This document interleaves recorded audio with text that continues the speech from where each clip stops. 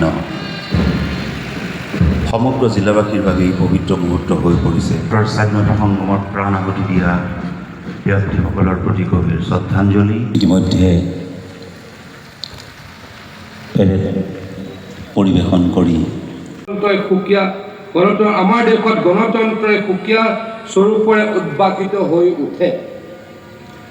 সেই শুভক্ষণত আমি সংবিধান খচৰা সমিতিৰ অধ্যক্ষ ডক্টৰ ভীমৰাও জি আম্বেদকাৰ, সংবিধান সভাৰ অধ্যক্ষ ডাক্তৰ ৰাজেন্দ্ৰ প্ৰসাদৰ লগতে সমস্ত স্বাধীনতা সেনানী আৰু অমৰ শ্বহীদসকললৈ পুনৰ এবাৰ গভীৰ শ্ৰদ্ধাঞ্জলি নিবেদন কৰিছোঁ, যিসকলৰ সৰ্বোচ্চ ত্যাগৰ বিনিময়ত আমি স্বাধীন দেশৰ নাগৰিক ৰূপে গৌৰৱ কৰিবলৈ সক্ষম হৈছোঁ। সংবিধান ৰচনাৰ গুৰি বঠা ধৰা মহান ব্যক্তিসকলৰ ঐকান্তিক প্ৰয়াস ৰাষ্ট্ৰক শক্তিশালী কৰাৰ প্ৰতি অপৰিসীম দায়বদ্ধতাৰ বাবে দেশে আজি উত্তৰণৰ শক্তিশালী যাত্ৰাত অৱতীৰ্ণ হ'বলৈকে সক্ষম হৈছে।